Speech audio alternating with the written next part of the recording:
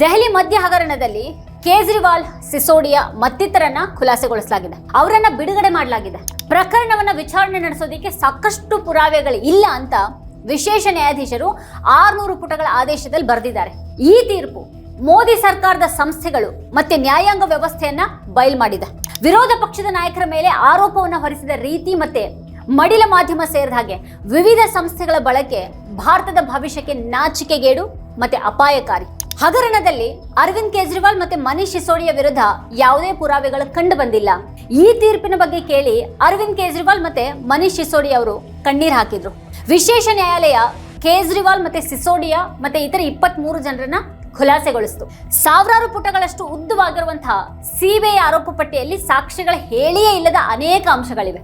ತಪ್ಪು ದಾರಿಗೆಳೆಯುವಂತಹ ಹೇಳಿಕೆಗಳು ಕೂಡ ಸೇರಿವೆ ಅಂತ ರೌಸ್ ಅವೆನ್ಯೂ ನ್ಯಾಯಾಲಯದ ವಿಶೇಷ ನ್ಯಾಯಾಧೀಶ ಜಿತೇಂದ್ರ ಸಿಂಗ್ ಅವರು ಅಭಿಪ್ರಾಯಪಟ್ಟಿದ್ದಾರೆ. ಮನೀಶ್ ಸಿಸೋಡಿಯಾ ವಿರುದ್ಧ ಪ್ರಾಥಮಿಕ ದೃಷ್ಟಿಯಿಂದಾನೇ ಪ್ರಕರಣ ಸಾಬೀತಾಗಿಲ್ಲ ಅಂತ ನ್ಯಾಯಾಲಯ ಹೇಳಿದೆ. ಯಾವುದೇ ಸ್ಪಷ್ಟ ಪುರಾವೆಗಳು ಇಲ್ಲದೇನೆ ಕೇಜ್ರಿವಾಲ್ ಮೇಲೆ ಆರೋಪವನ್ನು ಹೊರಿಸಲಾಗಿದೆ. ಆರೋಪ ಪಟ್ಟಿಯಲ್ಲಿ ಗೊಂದಲಮಯ ಆರೋಪಗಳಿವೆ ಅಂತ ಹೇಳಿದೆ. ಸಾಕ್ಷ್ಯ ಇಲ್ಲದೇನೆ ಪಿತೂರಿ ಆರೋಪವನ್ನು ಸಮರ್ಥಿಸೋದಕ್ಕೆ ಸಾಧ್ಯ ಇಲ್ಲ ಅಂತ ಆ ಒಂದು ತೀರ್ಪಿನಲ್ಲಿ ಉಲ್ಲೇಖ ಮಾಡಲಾಗಿದೆ. ಇಲ್ಲಿ ಪ್ರಮುಖ ಆರೋಪಿ ಎನ್ನಲಾದಂತಹ ಕುಲ್ದೀಪ್ ಸಿಂಗ್ ವಿರುದ್ಧ ಯಾವುದೇ ಪುರಾವೆಗಳು ಇಲ್ಲದೆ ಇದ್ರು ಅವರನ್ನ ಮೊದಲ ಆರೋಪಿ ಅಂತ ಹೇಳಿರೋದು ಆಶ್ಚರ್ಯಕರವಾಗಿದೆ ಅಂತ ನ್ಯಾಯಾಲಯನೇ ಅಭಿಪ್ರಾಯಪಟ್ಟಿದೆ. ಅಂದ್ರೆ ಈ ಮಟ್ಟದ ಸುಳ್ಳು ಪ್ರಕರಣ ಮತ್ತೆ ಚರ್ಚೆಯನ್ನ ಈ ಒಂದು ದೇಶದಲ್ಲಿ ಸೃಷ್ಟಿ ಮಾಡಲಾಗಿದೆ. ಇದು ಅಧಿಕಾರದಲ್ಲಿರೋರು ಯೋಜಿಸಿದಂತಹ ಪ್ರದರ್ಶನವನ್ನ ದೇಶ ಮೌನವಾಗಿ ನೋಡುವಂತೆ ಮಾಡಿದೆ.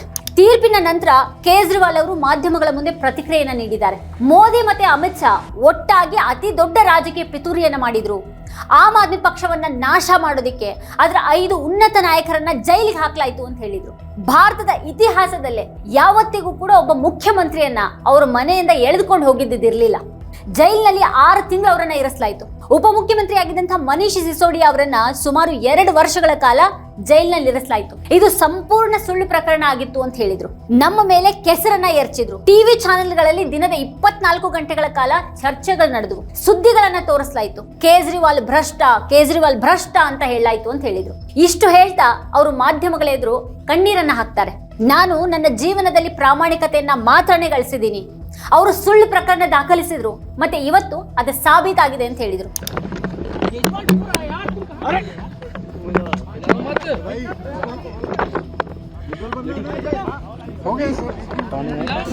शराब घोटाला कर रही थी और हमारे ऊपर आरोप लगा रही थी. आज कोर्ट ने सारे आरोप खारिज कर दिए और जितने भी एक्यूज्ड थे सबको डिस्चार्ज कर दिया. 24 घंटे टीवी चैनलों के ऊपर डिबेट चलते थे, खबरें दिखाई जाती थी केजरीवाल भ्रष्ट है. ये केजरीवाल भ्रष्ट नहीं है. मैंने केवल अपनी जिंदगी में ईमानदारी कमाई है. आज ये साबित हो गया. कोर्ट ने कहा है कि केजरीवाल कट्टर ईमानदार है, मनीष सिसोदिया कट्टर ईमानदार है, ಆಮ್ ಆದ್ಮಿ ಪಾರ್ಟಿ ಕಟ್ಟರ್ ಇಮಾನ್ದಾರ್. ಕೇಜ್ರಿವಾಲ್ ಅವರನ್ನ ಪ್ರಾಮಾಣಿಕ ಅಂತ ನ್ಯಾಯಾಲಯನೇ ಘೋಷಿಸಿದೆ. ಈಗ ಮನೀಶ್ ಸಿಸೋಡಿಯಾ ಅವರನ್ನ ಖುಲಾಸೆಗೊಳಿಸಲಾಗಿದೆ. ವಿಶೇಷ ನ್ಯಾಯಾಧೀಶರು ಈ ಪ್ರಕರಣದಲ್ಲಿ ಭಾಗಿಯಾಗಿರುವಂತಹ ಸಿಬಿಐ ಅಧಿಕಾರಿಗಳ ವಿರುದ್ಧ ಇಲಾಖಾ ತನಿಖೆಗೆ ಆದೇಶವನ್ನ ನೀಡಿದ್ದಾರೆ. ಇದರಿಂದಾಗಿ ಸಂವಿಧಾನದ ತತ್ವಗಳು ಮತ್ತೆ ನಿಬಂಧನೆಗಳಲ್ಲಿ ಜನರಿಗೆ ನಂಬಿಕೆ ಉಳಿಯೋ ಹಾಗಾಗಿದೆ. ಈ ಇಡೀ ಪ್ರಕರಣವನ್ನ ಒಮ್ಮೆ ನೋಡಿದ್ರೆ ಪ್ರತಿಯೊಂದು ಹಂತದಲ್ಲೂ ಜಾಮೀನನ್ನ ಹೇಗೆ ವಿರೋಧ ಮಾಡಲಾಯಿತು ಅನ್ನೋದು ಗೊತ್ತಾಗುತ್ತೆ. ಜಾಮೀನನ್ನ ನಿರಾಕರಿಸಿದ್ರೆ ಕೇಂದ್ರದ ತನಿಖಾ ಸಂಸ್ಥೆಗಳು ಮಾತ್ರ ಅಲ್ಲದೇನೆ ನಮ್ಮ ನ್ಯಾಯಾಂಗ ವ್ಯವಸ್ಥೆಯನ್ನ ಕೂಡ ವಿಚಾರಣೆಗೆ ಒಳಪಡಿಸಬೇಕಾಗತ್ತೆ. ಈ ಪ್ರಕರಣದ ಅಡಿಪಾಯ ಅತ್ಯಂತ ದುರ್ಬಲವಾಗಿದೆ ಅಂತ ನ್ಯಾಯಾಂಗ ವ್ಯವಸ್ಥೆಗೆ ಯಾವುದೇ ಹಂತದಲ್ಲೂ ಅನಿಸದೇ ಹೋಯ್ತಾ? ಮುಖ್ಯಮಂತ್ರಿ ಮತ್ತೆ ಉಪಮುಖ್ಯಮಂತ್ರಿಯನ್ನ ಜೈಲಿಗೆ ಹಾಕುವಂತ ಪ್ರಯತ್ನ ನಡೀತಾ ಇದೆ ಅಂತ ಅದಕ್ಕೆ ಅನಿಸ್ಲಿಲ್ವಾ? ಇದರ ನಂತರ ಕೂಡ ಏಜೆನ್ಸಿಗಳು ಈ ಪ್ರಕರಣದಲ್ಲಿ ಶಿಕ್ಷೆ ಇಲ್ಲದೆ ತಮ್ಮ ಆಟವನ್ನ ಮುಂದುವರಿಸಿವೆ. ಹಾಗಾದ್ರೆ ಸಾರ್ವಜನಿಕರು ಯಾವ ಆಧಾರದ ಮೇಲೆ ಅವುಗಳ ದಾಳಿಯನ್ನ ನಂಬುತ್ತಾರೆ? ಈಗ ಈ ಮದ್ಯ ಹಗರಣ ಸರ್ಕಾರ ಮಾಡಿದ್ದಲ್ಲ, ಬದಲಾಗಿ ಮೋದಿ ಸರ್ಕಾರದ ಏಜೆನ್ಸಿಗಳು ಅಧಿಕಾರದ ಅಮಲಿನಲ್ಲಿ ಪುರಾವೆಗಳು ಇಲ್ಲದೇನೆ ಈ ಒಂದು ಹಗರಣ ಸೃಷ್ಟಿ ಮಾಡಿದ್ವು ಮತ್ತು ಅದನ್ನ ದೇಶನೇ ನೋಡ್ತಾ ಇತ್ತು. ಈ ತನಿಖಾ ಸಂಸ್ಥೆಗಳು ಯಾವ ವಿಶ್ವಾಸಾರ್ಹತೆಯನ್ನು ಹೊಂದಿವೆ? ಈಗ ಮಧ್ಯಪ್ರದೇಶದಲ್ಲಿ ಕಾಂಗ್ರೆಸ್ ಸರ್ಕಾರವನ್ನು ಉರುಳಿಸಲಾಯಿತು. ಮಹಾರಾಷ್ಟ್ರದಲ್ಲಿಯೂ ಉದ್ಧವ್ ಠಾಕ್ರೆ ಅವರ ಸರ್ಕಾರವನ್ನು ಉರುಳಿಸಲಾಯಿತು. 2 ರಾಜಕೀಯ ಪಕ್ಷಗಳು ಹೋಳಾದವು. ಏಜೆನ್ಸಿಗಳ ಪ್ರಕರಣಗಳು ಮತ್ತೆ ತನಿಖೆಗಳ ಭಯ ಈ ಎಲ್ಲದರಲ್ಲೂ ಇಲ್ಲಿ ಪ್ರಮುಖ ಪಾತ್ರವನ್ನು ವಹಿಸಿತು. ಮತ್ತೆ ನ್ಯಾಯಾಲಯಗಳು ಇದನ್ನ ಗಮನಿಸ್ತಾನೇ ಇದ್ವು. ಕಾನೂನು ಜಾರಿ ಸಂಸ್ಥೆಗಳು ನಿಷ್ಪಕ್ಷಪಾತವಾಗಿ ಕಾರ್ಯನಿರ್ವಹಿಸಿದಾಗ ಕಾನೂನು ಪ್ರಕ್ರಿಯೆಗೆ ಒಂದು ಗೌರವ ಬರುತ್ತೆ. ಅದನ್ನ ದುರುಪಯೋಗ ಪಡಿಸ್ಕೊಂಡ್ರೆ ಮಮತಾ ಬ್ಯಾನರ್ಜಿ ಅವರು ಮೊನ್ನೆ ಮಾಡಿದ್ದು ಸಮರ್ಥನೀಯ ಅಂತ ಅನ್ಸುತ್ತೆ. ಅರವಿಂದ್ ಕೇಜ್ರಿವಾಲ್ ಮುಖ್ಯಮಂತ್ರಿ ಆಗಿದ್ದಾಗ ಜೈಲಿಗೆ ಹೋಗ್ಬೇಕಾಯ್ತು. ಅವರು ಅಲ್ಲಿಂದಾನೇ ಸರ್ಕಾರವನ್ನ ನಡೆಸ್ತಾ ಇದ್ರು. 2024ರ ಲೋಕಸಭೆ ಚುನಾವಣೆಯಲ್ಲಿ ಗೆಲ್ಲೋದಿಕ್ಕೆ ಅವರನ್ನ ಜೈಲಿಗೆ ಕಳಿಸ್ಲಾಯ್ತಾ ಅನ್ನುವಂಥ ಪ್ರಶ್ನೆ ಹೇಳುತ್ತೆ. ಈಗ ಈ ಬಂಧನ ರಾಹುಲ್ ಗಾಂಧಿ ಆರೋಪ ಮಾಡುವಂತ ಅದೇ ಚುನಾವಣಾ ವಂಚನೆಯ ಭಾಗವಾಗಿದೆ ಅಂತ ತೋರುತ್ತೆ. ರಾಹುಲ್ ಗಾಂಧಿ ಅವರ ಸದಸ್ಯತ್ವವನ್ನ ರದ್ದುಗೊಳಿಸಿದಾಗ ಪ್ರಕರಣ ಎಷ್ಟು ಸುಳ್ಳಾಗಿತ್ತು. ಕೆಳ ನ್ಯಾಯಾಲಯದಿಂದ ಹೈಕೋರ್ಟ್ನವರೆಗೆ ಹೋದ್ರೂ ಕೂಡ ಯಾವುದೇ ಪರಿಹಾರ ಸಿಗ್ಲಿಲ್ಲ ಅವರಿಗೆ. ಅಂತಿಮವಾಗಿ ಸುಪ್ರೀಂ ಕೋರ್ಟ್ ಅವರ ಸದಸ್ಯತ್ವವನ್ನ ಮರುಸ್ಥಾಪಿಸಿತು. ಈ ದೇಶದಲ್ಲಿ ತನಿಖಾ ಸಂಸ್ಥೆಗಳ ವಿಶ್ವಾಸಾರ್ಹತೆ ಹೀಗಿದ್ರೆ ವಿರೋಧ ಪಕ್ಷದ ಮುಖ್ಯಮಂತ್ರಿಗಳು ಎಷ್ಟು ಕಾಲ ರಾಜೀನಾಮೆಯನ್ನ ನೀಡಿ ಜೈಲಿಗೆ ಹೋಗ್ಬೇಕಾಗತ್ತೆ. ಹೇಮಂತ್ ಸೋರೆನ್ ಅವರನ್ನ ಚುನಾವಣೆಗೂ ಸ್ವಲ್ಪ ಮೊದಲು ಯಾವುದೇ ಪುರಾವೆಗಳಿಲ್ಲದೇನೆ ಜೈಲ್ ಹಾದಿ ಹಿಡಿಸಲಾಯಿತು. ವಿರೋಧ ಪಕ್ಷಗಳನ್ನ ಬೆದರಿಸೋದಿಕ್ಕೆ ಎಲ್ಲಾ ಸರ್ಕಾರಿ ಸಂಸ್ಥೆಗಳನ್ನ ಬಳಸಿಕೊಳ್ಳಲಾಯಿತು. ಅವುಗಳ ಘನತೆಯನ್ನ ಹಾಳು ಮಾಡಲಾಯಿತು. ಪ್ರಶ್ನೆ ಮಾಡೋರನ್ನ ತಡೆಯೋದಿಕ್ಕೆ ಈ ಸ್ವತಂತ್ರ ದೇಶದ ಮಾಧ್ಯಮವನ್ನ ಬಳಸಿಕೊಳ್ಳಲಾಯಿತು. ಧರ್ಮ ಮತ್ತೆ ರಾಷ್ಟ್ರೀಯತೆಯ ರಾಜಕೀಯ ಟೊಳ್ಳು ಮತ್ತೆ ಮೋಸದ್ದಾಗಿದೆ ಅಂತ ಈಗಾಗಲೇ ಸಾಬೀತಾಗಿದೆ, ಮತ್ತದು ಸಾಬೀತಾಗ್ತಾನೆ ಇರುತ್ತೆ. ಅದ್ರ ಹೆಸರಲ್ಲಿ ಅಧಿಕಾರಕ್ಕೆ ಬರೋರು ಸುಳ್ಳು ಪ್ರಕರಣಗಳು ಮತ್ತೆ ದಾಳಿಗಳ ನೆರಳಲ್ಲಿದ್ದಾರೆ. ಅವರು ಮತದಾರರ ಪಟ್ಟಿಗಳ ಜೊತೆಗೆ ಆಟ ಆಡ್ತಾ ಇದ್ದಾರೆ. ವಿರೋಧಿಗಳನ್ನ ಜೈಲಿಗೆ ಕಳಿಸೋ ಮೂಲಕ ಚುನಾವಣೆಗಳನ್ನ ಗೆಲ್ತಾ ಇದ್ದಾರೆ. ತನಿಖೆ ಬೆದರಿಕೆಯನ್ನ ಹಾಕುವ ಮೂಲಕ ದೇಣಿಗೆಯನ್ನು ಸುಲಿಗೆ ಮಾಡಲಾಗುತ್ತೆ.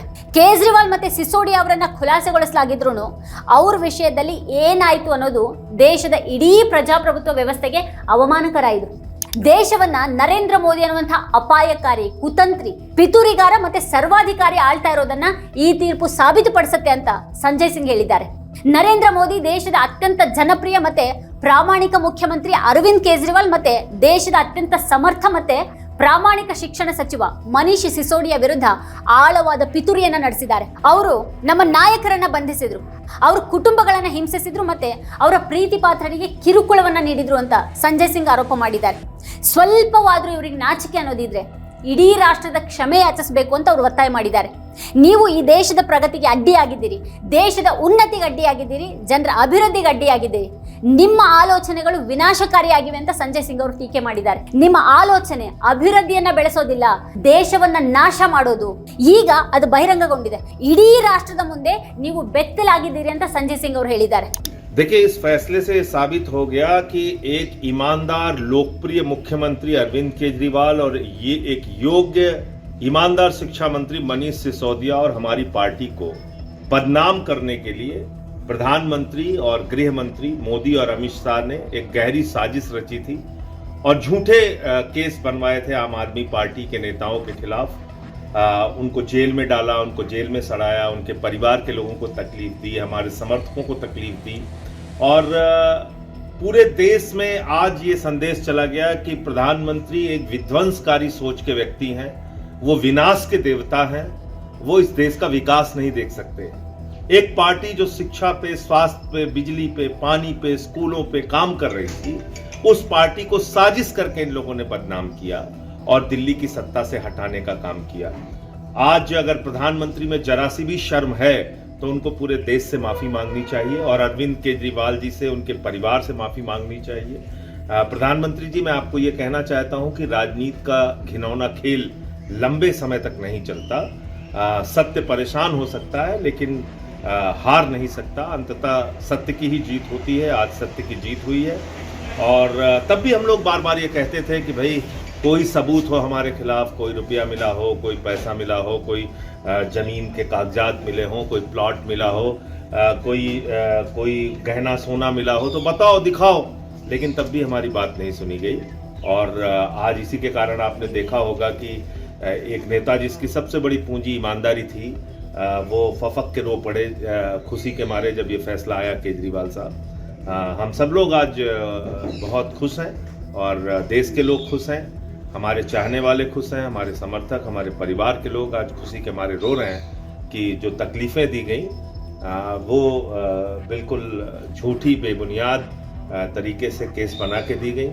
और मैं आज सुल्तानपुर में हूँ, अपनी माताजी के पास हूँ, घर पे ही, और सबको बहुत तकलीफ़ हुई थी जब ऐसे फर्जी झूठे मामले बनाए गए थे। तो मुझे लगता है कि